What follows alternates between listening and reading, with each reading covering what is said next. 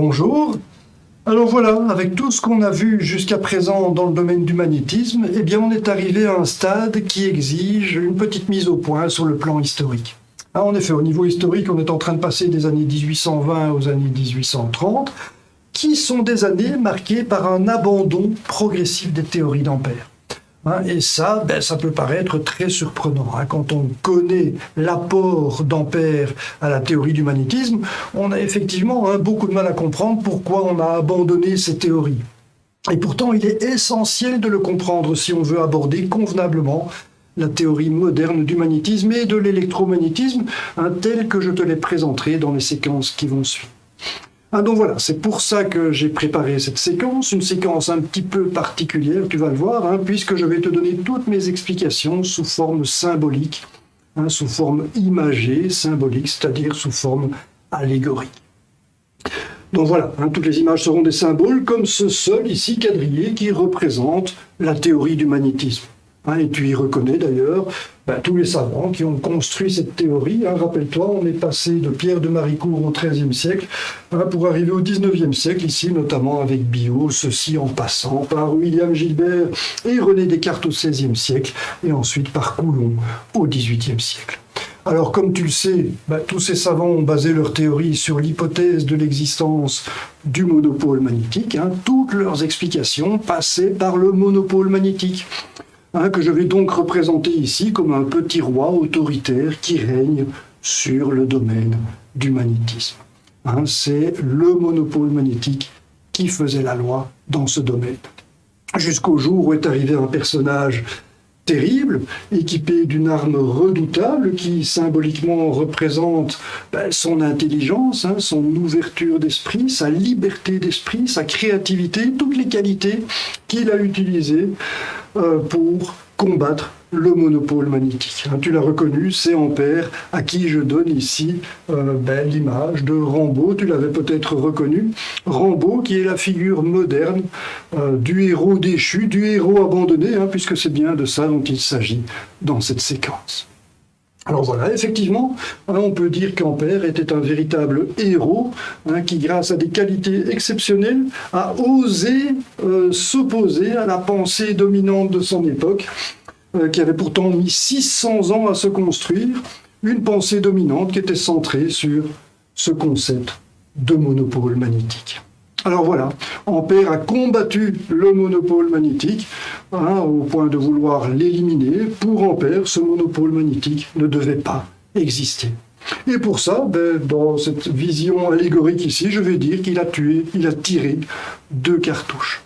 La première cartouche, c'est son expérience sur l'interaction entre courants qui a permis d'expliquer la nature de la force magnétique. La force magnétique est une force qui agit entre courants. C'est une force d'interaction entre courants et non pas une force d'interaction entre monopôles magnétiques. Ça, c'est la première cartouche.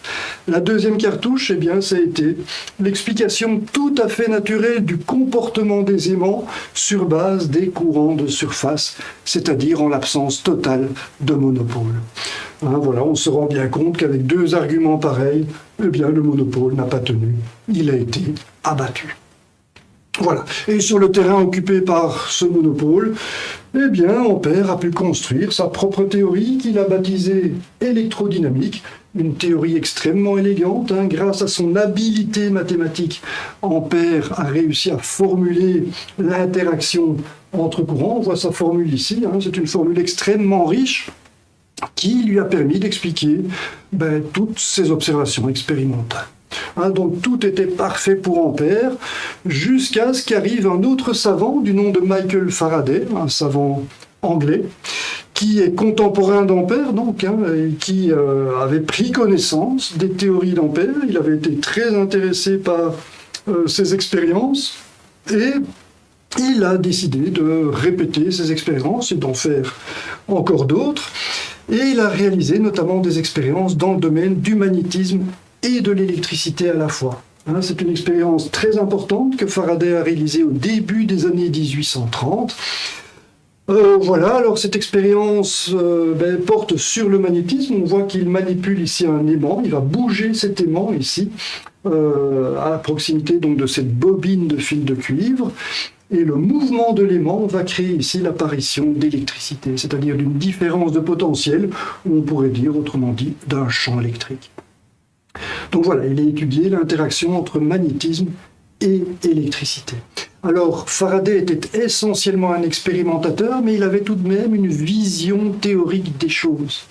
Et pour expliquer le phénomène qu'il a observé ici, eh bien, il a tout simplement attribué au champ magnétique une réalité, il a donné au champ magnétique une valeur de réalité matérielle.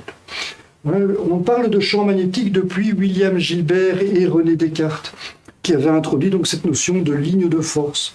Mais pour eux, cette ligne de force avait juste une valeur géométrique, c'était juste pour indiquer quelle orientation prend l'aiguille de la boussole quand on va la placer en différents points de l'espace. C'était juste une représentation, on pourrait dire, géométrique, abstraite, de la façon dont l'aiguille de la boussole se place. Ici, c'est beaucoup plus que ça. Faraday donne au champ magnétique réellement une valeur de réalité matérielle. C'est comme si le champ magnétique était une substance qui occupe l'espace ici environnant l'aimant. Et c'est le glissement de cette substance sur le fil électrique ici qui va provoquer l'électricité, comme va le montrer ici cette animation. Voilà, le balayage ici du champ magnétique fait apparaître un champ électrique ici. Sur ce dispositif-là. Voilà, c'est très important de comprendre ça. Autrement dit, pour Faraday, l'interaction entre deux charges électriques n'est pas une simple interaction à distance comme on le pensait à l'époque. À l'époque, depuis Newton avec la théorie de la gravitation universelle, depuis Coulomb avec l'interaction électrique, eh bien on interprétait cette interaction comme une interaction à distance simplement. Pour Faraday, c'est pas tout à fait la même chose. S'il y a une interaction entre ces deux charges, eh bien, c'est parce que ces charges créent des champs. Autrement dit, si cette charge-là subit cette force électrique ici, qu'on voit là, eh bien, c'est parce qu'elle est plongée dans le champ de cette charge-là. Et ce champ est essentiel. Il est bien présent, il a une réalité matérielle. C'est lui qui vient pousser la charge ici. Donc tu vois que pour Faraday, cette notion d'interaction à distance n'a pas vraiment lieu. Ce qui agit sur cette charge, c'est ce champ. Et donc il a raisonné plus en termes de champ qu'en termes de force. Il est très important de comprendre ça. C'est en réalité Faraday qui a introduit cette notion de champ électrique et de champ magnétique, parce que comme tu peux le voir, il a introduit le champ électrique et le champ magnétique de manière tout à fait parallèle. On voit qu'il a introduit ici notamment le champ magnétique comme étant un champ de force, exactement comme le champ électrique ici, qui agit sur des charges magnétiques. Les charges magnétiques, voilà, c'est assez surprenant, ça c'est le côté paradoxal de ce que propose Faraday, parce que Faraday connaissait les travaux d'Ampère, il connaissait les résultats d'Ampère et les conclusions d'Ampère, comme quoi la force magnétique agit sur des courants et non pas sur des charges magnétiques. Et malgré ça, plutôt que d'utiliser un champ qui agirait sur des courants, comme je le suggère ici, pourquoi est-ce que le champ magnétique n'a pas été introduit par Faraday comme un champ de force qui agit sur des courants ? C'est une question étonnante, effectivement, on peut se le demander. Plutôt que de faire ça, il a choisi de prendre pour le champ magnétique un champ de force qui agit sur des charges magnétiques. Ça peut paraître très étonnant, et bien sûr, en faisant ça, il a réhabilité le monopôle magnétique. Personne ne l'avait observé, ce monopôle. On avait une explication très, très cohérente de tout ce qui se passait dans le domaine du magnétisme grâce à Ampère. Et malgré ça, Faraday revient sur cette notion de monopôle. Voilà, donc il a réanimé le monopôle, et c'est pourquoi je le représente ici comme un docteur qui est venu sauver le monopôle magnétique.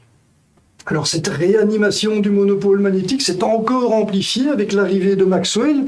Alors là, on arrive bien plus tard, c'est 30 ans après, on est au début des années 1860, quand Maxwell prend les idées de Faraday pour construire la théorie de l'électromagnétisme. Et il prend vraiment pour ça les idées de Faraday, selon lesquelles on a réellement ici une substance, on a deux champs qui constituent des réalités matérielles qui sont en interaction l'une avec l'autre. si je bouge un champ magnétique dans l'espace, eh bien, apparaîtra un champ électrique, selon l'expérience que je t'ai décrite il y a quelques secondes. C'est l'expérience de l'induction électromagnétique qu'on aura bien sûr l'occasion d'étudier plus tard. Voilà, Maxwell a repris ses idées, il a surtout profité de la symétrie qu'il y a entre le champ électrique et le champ magnétique. Effectivement, on voit que le champ magnétique ici est un champ de force qui agit sur une charge, exactement comme le champ électrique est un champ de force qui agit sur des charges. Il y a une symétrie parfaite dont Maxwell a profité sur le plan mathématique pour formuler sa théorie de l'électromagnétisme moderne. C'est la théorie qu'on utilise encore actuellement. Voilà, et cette théorie, bien sûr, permet d'expliquer bien plus de choses que ne le pouvait ici Ampère avec sa théorie de l'électrodynamique. C'est pourquoi la théorie de l'électrodynamique est tombée relativement vite en désuétude. On a oublié l'électrodynamique. Et tu comprends donc maintenant pourquoi j'ai donné à Ampère l'image de Rambo, de ce héros déchu. Et il s'agit malgré tout d'un héros qu'on reconnaît comme tel, parce que ce qu'il a proposé était extrêmement éclairant. C'était reconnu d'ailleurs par Faraday et Maxwell, qui disaient tous les deux que Ampère a fait un apport essentiel à la théorie de l'électricité et du magnétisme. C'est pourquoi il fait encore c'est la figure principale, je dirais, de la théorie du magnétisme. Et en même temps, on travaille encore sur le monopôle magnétique qu'il avait pourtant éliminé. Donc on arrive sur une situation un petit peu paradoxale, et c'est ça qui est essentiel de comprendre pour bien comprendre la théorie moderne du magnétisme et de l'électromagnétisme qu'on va commencer à aborder dans les séquences qui vont venir.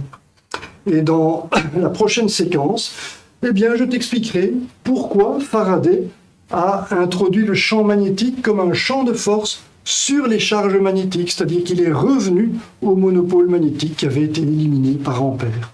Ça, c'est surprenant. Pourquoi est-ce qu'il n'a pas introduit un champ magnétique comme étant un champ de force qui agit sur les courants ? C'est quelque chose qui peut paraître étonnant. On pourrait se dire, si la force existe, pourquoi est-ce qu'il n'existerait pas un champ ici qui vient pousser ce courant ? Voilà, c'est quelque chose qu'on va découvrir. On verra en fait que c'est la complexité de la force d'interaction entre courants de Ampère qui montre qu'en fait, on ne peut pas définir un champ de force qui agit sur les courants. On aura l'occasion de découvrir ça dans la prochaine séquence. En attendant, c'est ici que ça se termine. Je te remercie pour ton attention et te dis à très bientôt pour répondre à cette question.